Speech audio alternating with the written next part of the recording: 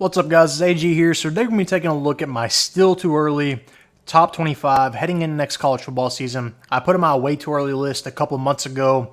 We've had a few changes since then. Now, this isn't a definitive list just yet.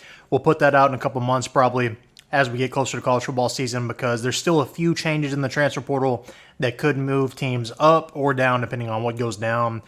Injuries happen, stuff like that. But before we get into the top 25, join me down in the comment section. Let me know your top teams. But let's look at the honorable mentions first off.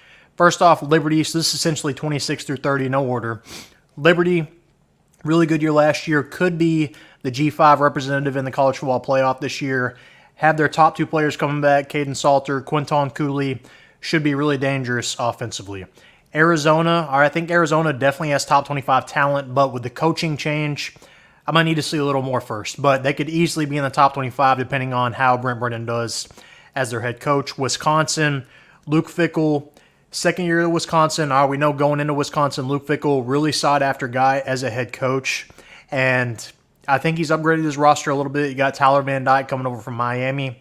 They should be a factor in the Big Ten. Kansas, okay, so their issue here, why are they not in the top 25? Daniels, their quarterback. If he can stay healthy, this is a top 25 team. If not, they might struggle. Their backup, Jason Bean, is gone. He kind of saved the day last year when their quarterback got hurt. But now he's gone. Like I said, he graduated. So it's up to Daniels now. If he can stay healthy, they'll be in good shape. Kansas State, last but not least here, got some pretty good teams in the Big 12 this year. Should be a pretty good fight to see who can get to the championship. Kansas State, you got Avery Johnson at quarterback now with Will Howard transferring out to Ohio State. They've got a pretty good running back duo. So they should be a force. All right, so moving on to my top 25 here. Here it is. We'll talk about it a little bit. We had a few changes since my way too early list. The top 10, not much has changed besides number 10. But in the back end, 10 through 25, there's not too many teams jumping up. I'll tell you what teams have jumped in. There's not really many. But there's been a lot of movement, though, with these teams. All right, so starting off at number 25, we have West Virginia. They dropped a little bit for me. Pretty solid year last year. All right, their coach was on the hot seat, Neal Brown, for a little bit. But their quarterback, Garrett Greene, really good dude, really good dual threat guy. If you haven't watched him play, go look at his highlights. Pretty fun to watch. They should be a factor as well in the Big 12 race this year. Now, they don't have the easiest schedule. Start off with Penn State, which we'll talk about in a little bit. So that's going to be pretty difficult. So you're probably starting out 0-1. And can you bounce back from that? I think they should be pretty talented this year. Number 24, SMU. Okay, rising up a little bit for me here. They were 25, I think, last time. They're pretty talented. Looking at their schedule, they should probably go 10-2 at worst. They have a ton of talent despite moving to a tougher conference. They've got their quarterback back from last year, Preston Stone. I think they should actually probably be a factor in the ACC despite there being a bunch of teams on the ACC on here. There's not really one clear winner in the ACC, so I think they could definitely make the championship if all falls right. All right, 23, Iowa State. They have entered the top 25 for me. They weren't in it last time. They bring back their their quarterback, their running back, their best receiver, from last year. So offensively, they're young. All right, they're going to be good this year and next year probably if they can keep everybody out of the transfer portal. Not really talked about a bunch this year. Matt Campbell, though, done a pretty solid job at Iowa State. All right, they used to be a doormat team. They're at least competitive now. They're always going to be 7, 8, 9 wins, somewhere in that range. Could easily see them making the championship.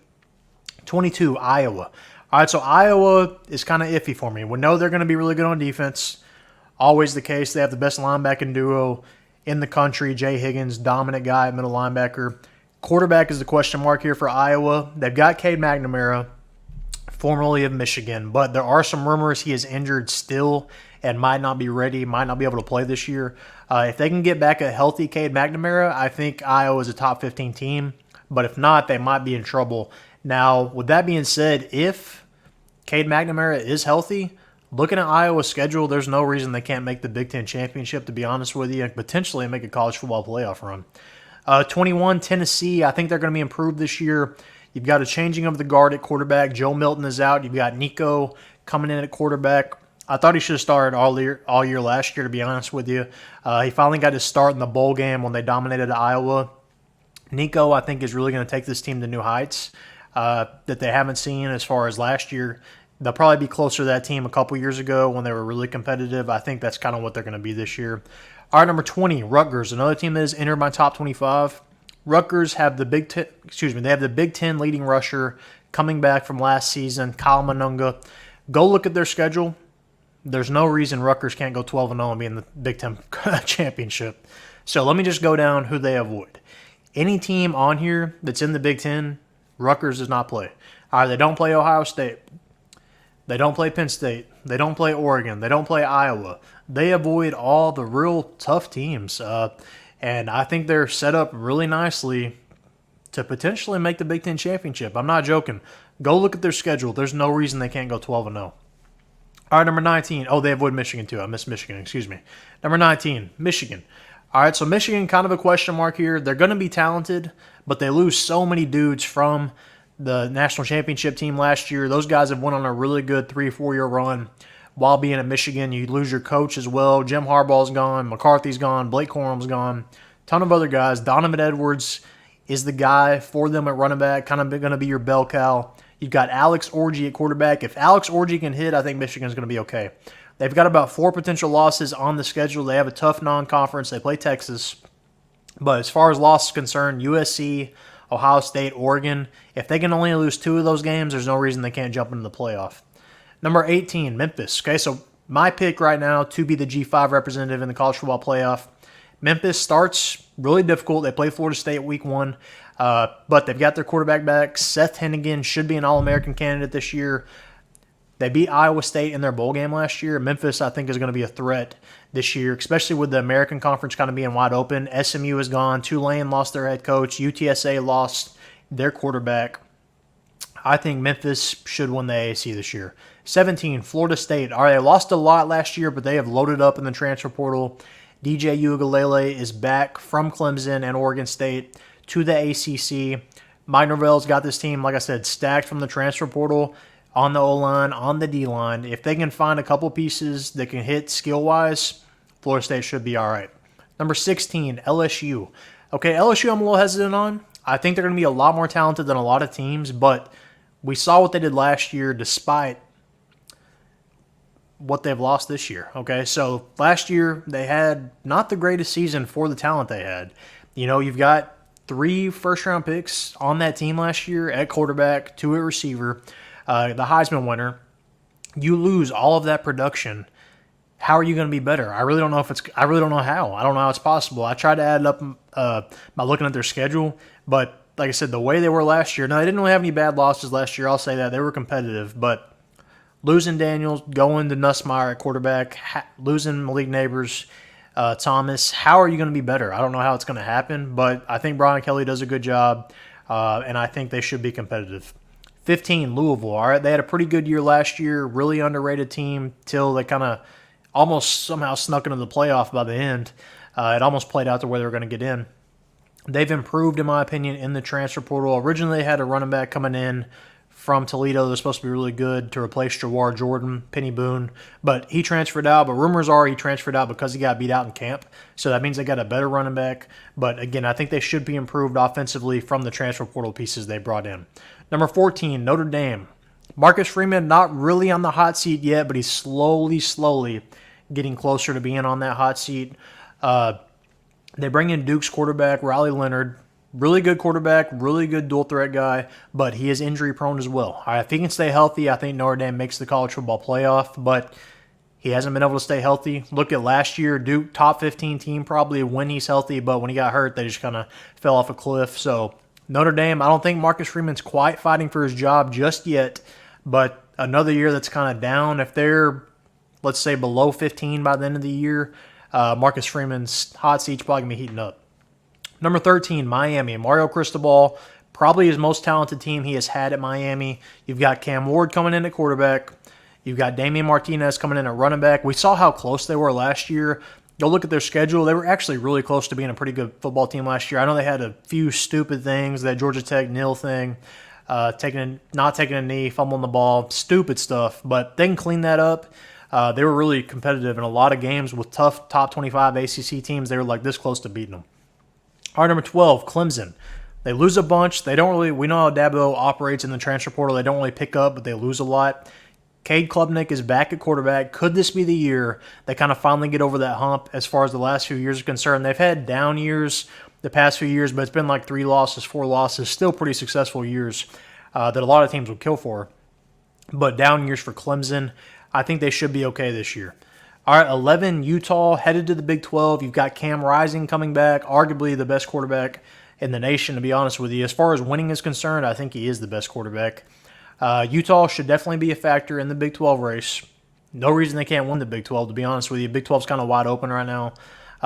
And with Cam Rising at quarterback, if he can stay healthy, if they can find a few guys to replace a couple pieces that transferred out and graduated, they should be all right. All right, number 10, Oklahoma State, my pick to win the Big 12 right now. They bring back a ton of pieces from last year. Last year, remember, they made the Big 12 championship. They lost to Texas, but Ollie Gordon is back. They've got important pieces, that receiver, their quarterback's back, Bowman. They're returning a ton of talent from last year. It's pretty much that simple. They were kind of hit and miss last year. Mike Gundy's a good coach, though. I'm a believer in him. One of the best top 10 coaches probably in the nation, I would say. And I think Oklahoma State is set up to win the Big 12 this year. Really, like I said, they return so much. They return the best running back in the country. What's not to like about Oklahoma State this year? All right, number 9, NC State. Really good job done there under Dave Doeren. Kind of a slept-on guy. I think he's done a really good job at NC State. Really consistent for that program. And they have every piece this year to win the ACC. They bring in, from Coastal Carolina, Grayson McCall. He's a proven winner at quarterback. Should be able to get this team over the hump, I think. Kind of get past 10 wins and probably 11 or 12 wins because they've added some other guys outside, skill position-wise, at receiver that really should impact this team and really should help them excel in the ACC. All right, number 8, Oregon. This is probably low for a lot of people. I know a lot of people have them in their top 4 from what I've seen. I think they're really good this year. They've improved on defense tremendously in the transfer portal. Dillon Gabriel, I think, is an improvement over Bo Nix. Dillon Gabriel, I think, is the best player in college football right now, quarterback-wise. But moving to a tougher conference, how is that going to work for them? All right, you've been in the Pac-12, kind of beating up on those down teams. How's it going to look going to the Big Ten?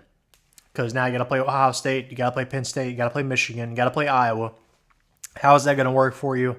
We're going to find out. There's no reason this team can't make the playoff, but again, I'm a little questionable on how it's going to look moving to a tougher conference where they play a little more big boy football. All right, number 7, Penn State. Probably one of the 2 teams that benefits the most from college football playoff expansion. Penn State the past few years, think back 2 years ago, they were probably the 5th best team in the country. That just couldn't beat Ohio State or Michigan, which were probably arguably the 2 best teams. They benefit, along with another team I'm about to talk about in a second, the most from college football playoff expansion, moving to 12, not expansion, but the playoff expansion to 12 teams. I think it's going to benefit them a bunch. Drew Aller's back again. James Franklin, still their head coach. They've done some nice things in the transfer portal, and I think they're making the playoff this year. I think now's the time. All right, number 6, Missouri. Really good year last year in the SEC. Bring back some serious pieces. Cook at quarterback. They bring back probably arguably the best receiver in the country. But running back-wise, you lose Cody Schrader. But they bring in Marcus Carroll from Georgia State, top 10 production at running back in the country last year. I think Missouri's going to be just as good as they were last year. They would have made the playoff last year if it was a 12-team playoff. They'll be in the playoff. They also have a really favorable schedule. Our number 5, Ole Miss. The other team, along with Penn State, that I think benefits the most from the playoff going to 12 teams. Ole Miss has loaded up in the transfer portal, though, so I don't know if it would have mattered if it was expanded this year or not, the way they've loaded up here. You've got Jaxson Dart back, but they have absolutely loaded up on the D-line, at the skill positions, and on defense in particular. And with their schedule, there's no reason this team can't make the playoff as well. It's looking like it might be a heavy, once again, SEC playoff, Big Ten playoff, as usual. All right, number 4 here, Alabama. Little question marks here. They've got Jalen Milroe at quarterback, which I'm a big fan of. They bring in Kalen DeBoer from Washington. All right, Nick Saban's gone. It's going to be a little different here at Alabama. But this was one of Nick Saban's worst teams last year, and they still made the playoff. I think Jalen Milroe is really athletic. Athletically, probably the most athletic player in the country, I would say. And he can do a little bit of anything. I'm curious to see how he fits in Kalen DeBoer's offense. But I think his offense is going to help get Milroe in some different scenarios, different one-on-one situations where you can maybe make one guy miss and take it to the house. Our number 3, Texas. They lose a lot on the outside for Quinn Ewers, but they bring back Quinn Ewers, one of the best arms in the country, talent-wise. And they've brought in some good skill guys, Isaiah Bond from Alabama, for example. And I think this team is set up to make the playoff again. It's going to be looking a little different going into the Big 12. And like I said, they play Michigan in the non-con. That's going to be difficult. But Texas, again, with this new playoff, if you lose 2 losses to good teams, heck, even 3 losses on a weird year, you can still make the playoff. All right, number 2, Georgia. Carson Beck is back. Similar to Texas, they lose a bunch of skill guys. Lab McConkey's gone. Brock Bowers is gone. I don't know why I couldn't remember Brock Bowers' name again. Brock Bowers is gone. But they've got Carson Beck back, and Georgia's just loaded, as always. All right, they're always ready, next man up. They're fine with that. They should be definitely a playoff team this year. All right, number 1 right now, I have Ohio State. They have absolutely crushed the transfer portal. They act like Ryan Day. I don't know if he's on the hot seat, but Ryan Day acts like this is the year he needs to win it. And I realize they've lost a lot to Michigan lately, but Michigan, it's been the same team the past few years, like as far as who they've been losing to. It's been McCarthy. It's been Blake Corum. They lose a bunch of those guys. A bunch of those guys are gone.